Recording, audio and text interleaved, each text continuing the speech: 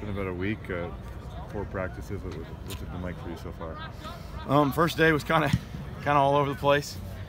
Just kind of getting my legs underneath me and getting back in rhythm. And today was a better day. I think we've finally gotten to understand each other's flow. You know, me working with them and them working with me and stuff like that.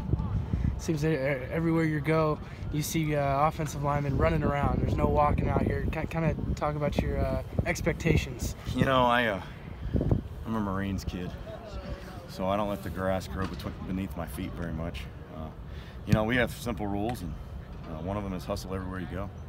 Give good effort, do it with a smile on your face, and do it as fast as you can, and good things will happen to you. Last year, Coach Leach had called your group soft a couple of times. Is that something that you're consciously trying to squash out in that group, or? Yeah, I think it's a mentality. I think it's you know, something that we've got to do better at it, create an identity. And that's neither here nor, I mean, not towards anybody else. That's just us as kids. We got to understand that. That's unacceptable. You know, your job is to protect the guy with the ball. And so you got to take that with a sense of pride. Kind of want to.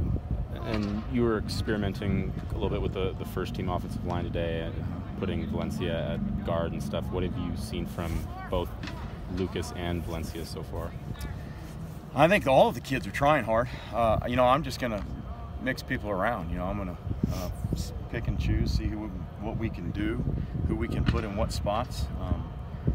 There aren't enough reps between now and September 1st for us up front. We got to replace 3 starters. And so I was just kind of sticking people in who have done well.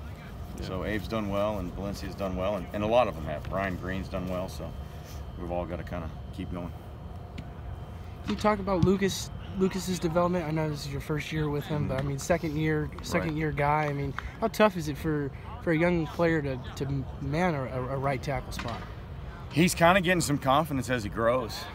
It's kind of fun to watch. I haven't been around a young offensive lineman in a couple of days, and a couple of years. It's been a while since I've been around a talented guy like that young. I mean, I've been around some talented ones, but that young. So I'm excited to watch him grow. This will be a fun process for us. And that, just kind of touching on Lucas, that young frame, do you expect him to put on a lot more weight, or what? I mean, I like him straight up and down. I like large humans. I like people who look like Sasquatch. Although you guys, I haven't seen him yet, and I've been looking. No, I like big people, and I don't like heavy sit. I mean, I want them straight up and down. That way they can move, and if you can move, you can block. Mm-hmm. In some ways, is it easier to come in with a group that isn't all that experienced? You know, the experience is going to come with us, and we're kind of doing some things a little bit differently. So everybody's kind of learning. You know, everybody's kind of at the same level right now.